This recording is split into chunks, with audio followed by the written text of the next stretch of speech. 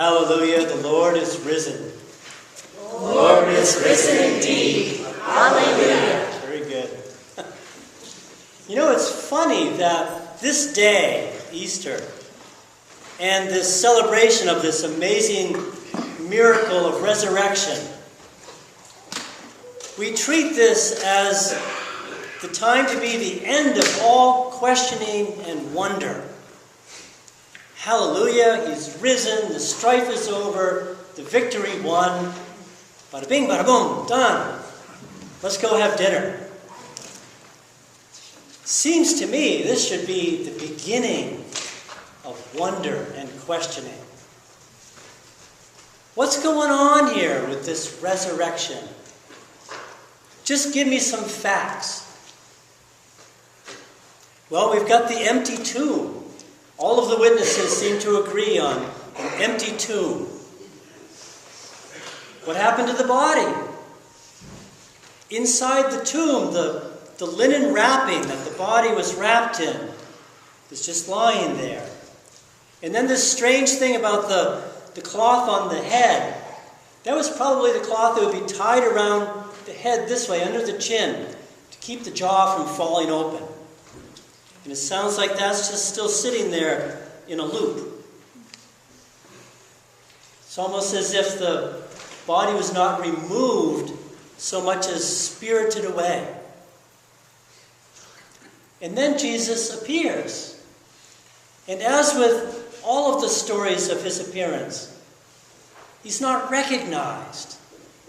Mary, who is so close to Jesus, looks right at him and thinks he's someone else. And then this strange thing about, don't hold on to me, I haven't ascended yet. What's that about? People have been offering an explanation of that line for 2,000 years. I have yet to hear one that makes any sense. Maybe when Jesus says, don't hold on to me, it's not just don't touch me, but you got to let go of whatever you expected. Because everything's changed. Old rules no longer apply. Abraham Heschel is an author who wrote a really beautiful book on the prophets. He suggests that all of our attempts to explain anything about God just won't work. And actually, all of our attempts to explain God only demonstrate our thirst for God.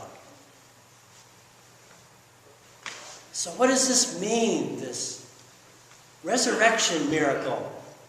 Does it mean that Jesus has defeated death? Looks that way. Does it mean then, if he has he defeated death for us? Now you'll notice, he doesn't say so. It's later theologians like Paul who start talking about our resurrection. What is going on here? It would seem that this marvelous miracle of resurrection that we think would lift us up actually throws us back on ourselves and back on the really important questions. Like, what is eternal?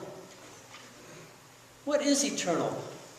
What is there, if anything, of me, of myself, that survives all changes, even death? And speaking of death, what is life? A really wise man was asked once, very sincerely, can you tell me what death is? And his answer, very sincere, was, can you tell me what life is? Show me life. Maybe I could show you death. These questions, what is eternal? What is life? These are not abstract questions. If we think they're best left to smarter heads or deeper souls than ours, we're very much mistaken. These are fundamental questions. And you can visit them throughout the day, every day. Is this it? Is this it? Maybe later you're going to have dinner. I hope you are. A big feast like Isaiah talks about, and aged wine. And maybe by the time you get to that dinner, if I ever stop talking,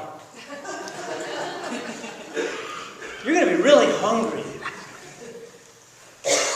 And finally, sit down at the table there, and all the things that you had to go through to get there are finally done and behind you. And did I say you're really hungry? And there's this plate of beautiful, delicious food. Smell it, see it. And you take your fork for that first bite. And for that moment, as it enters your mouth, maybe you're not thinking anything except, Maybe that's it. A taste of eternity. I got to share this story with you that I found recently. Told by a young man named Bill, who was doing volunteer hospice work. And the person he was visiting was named Lily. He says one day in early spring, Lily was teaching him a new card game. And the air in the house was stale from all that winter hibernation. So I opened up a window and let in the fresh air. Lily looked tired. As a young woman, she had lived through the bombing of London and the sudden death of her husband, and the tone of her voice seemed to be imbued with these traumas. Listening and looking at Lily, I could see death and sense its growing presence in the house. Her old and tired face, the broken and pained body, the stale air confined in the house over those winter months. All this, together with my love for Lily and the knowing inevitableness of my own death, began to overwhelm me. And then, like an angelic whisper, the breeze came through the open window and caressed my face. My being stood still as a paradoxical realization came forth. I wanted to beam with joy and cry at the same time. Spring was coming. The beauty of life in spring, its newness was in our midst, and yet the presence of death could still be felt.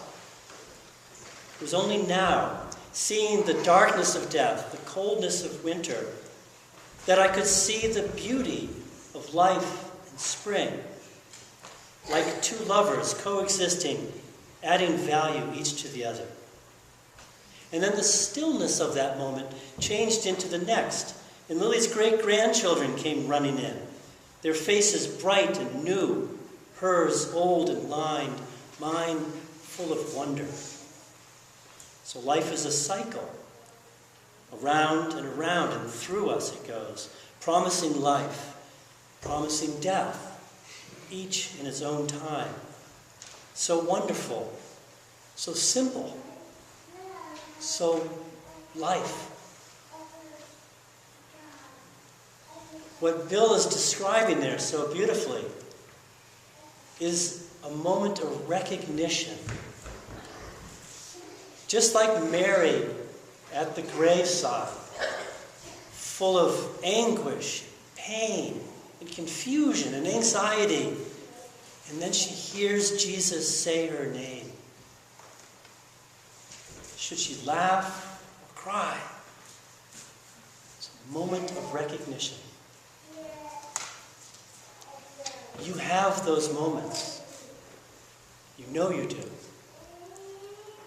You have them and you will have them again. And you know you can't make them happen, but you can allow them to happen. And like Mary, if you try to hold on to them, they just keep moving on. Little children have these moments all the time and they think nothing of it until we tell them to stop spacing out and keep their eyes in the front of the classroom.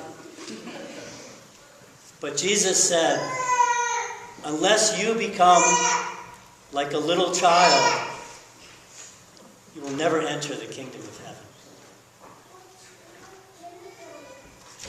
Listen, relax. Truth is, everything is taken care of. All the questions are answered. Life is. It's beyond the body. Life does not die. Jesus knows this, dances out of the grave. Hallelujah. The Lord is risen. The Lord is risen indeed. Hallelujah.